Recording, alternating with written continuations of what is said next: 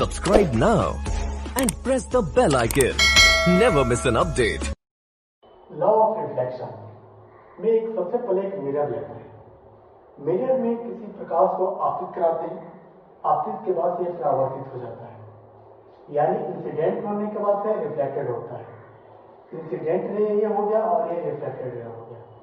ये मिरर जो है प्लेन मिरर है। कोई भी मिरर हो सकता है, कनकेव भी हो सकता है, कन्वेक्स भी हो सकता है, प्लेन भी हो सकता है। हम यहाँ पे प्लेन मिरर लिए हुए हैं। प्लेन मिरर में कैसे लाइट लेकर इस पर इंसिडेंट कराते हैं। इंसिडेंट कराने के बाद से यह रिफ्लेक्टेड होता है।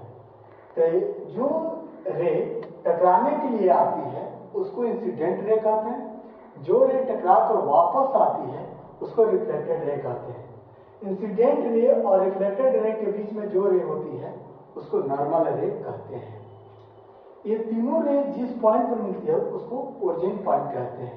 इसे ओ से डिनोट किया जाता है।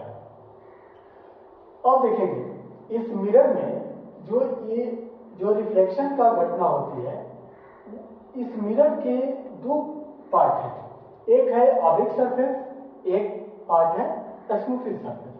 तो यह घटना जो है स्मूथली सरफेस पर संभव है, यानी परावर्तन जो होता है वह स्मूथली सरफेस पर ही होता है, ऑब्लिक सरफेस पर नहीं होता है। लॉ ऑफ रिफ्लेक्शन में हम देखेंगे कि इसके दो लॉ होते हैं। एक लॉ होता है कि इंसिडेंट रे, रिफ्लेक्टेड रे और नॉर्मल रे हमेशा एक ही पॉइंट पर पाया जाता है। दूसरा लॉ है कि एंगल ऑफ इंसिडेंट और एंगल ऑफ रिफ्लेक्टेड हमेशा एक दूसरे के बराबर होता है। तो हम देखेंगे इसको लिखकर कि फर्स्ट लॉ क्या है। There are two law of reflection. First law देखेंगे। फर्स्ट लॉ में होता क्या है कि इंसिडेंट रे, रिफ्लेक्टेड रे और नॉर्मल रे हमेशा एक ही पॉइंट पर पाया जाता है, यानी आपतित किरण, परावर्तित किरण और अभिलंब तीनों एक ही बिंदु पर पाया जाता है। पहला लॉ हो गया। दूसरा है कि आपतन कोण और परावर्तन कोण एक दूसरे के हमेशा बराबर होता है। आपतन कोण किसको कहते हैं? इसको कहते हैं आपतित किरण और अभिलंब के बीच जो कोण बनता है उसको आपतन कोण कहते हैं। इसे आई से डिनोट करते हैं। इसको कहा जाता है angle of incident. Angle of incident. और इसको कहते हैं एंगल ऑफ रिफ्लेक्टेड।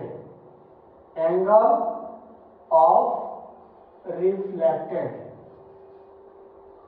तो फर्स्ट लॉ आप समझ गए कि आपतित किरण, परावर्तित किरण तथा विलंब एक ही तल में पाया जाता है, यानी angle of incident ray, reflected ray and normal ray always found in one plane, and angle of incident and angle of reflected always equal from each other.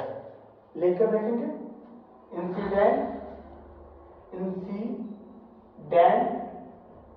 रे, reflected ray and normal ray always found in one plane. देखेंगे यहाँ पे one plane नहीं देखेंगे, या incident ray हो गया या रिफ्लेक्टेड रे हो गया, ये नॉर्मल रे है, एक ही पॉइंट पर ये पाया जा रहा है। तो इसको फर्स्ट लॉ कहेंगे, रिफ्लेक्शन ऑफ लॉ। सेकेंड होता है एंगल ऑफ इंसिडेंट और एंगल ऑफ रिफ्लेक्टेड हमेशा बराबर होता है, यानी आपतन कोण परावर्तन कोण के हमेशा बराबर होता है। आपतन कोण कैसे बनता है? तो आपतित किरण और अभिलंब के बीच बना हुआ कोण को आपतन कोण कहते हैं। परावर्तन कोण कैसे बनता है? तो अभिलंब और परावर्तित किरण के बीच बना हुआ कोण को परावर्तन कोण कहते हैं, यानी आपतित किरण हमारा LO हो जाएगा और नॉर्मल हमारा NO हो जाएगा। तो इसके बीच जो कोण बनता है उसको हम I से डिनोट करते हैं, इसलिए इसको एंगल ऑफ इंसिडेंट कहते हैं। एंगल ऑफ इंसिडेंट कहते हैं।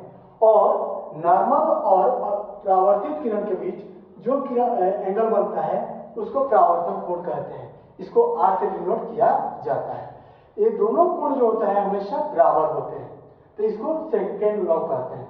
The angle of incident and angle of reflected angle of incident and angle of reflected always equal from each other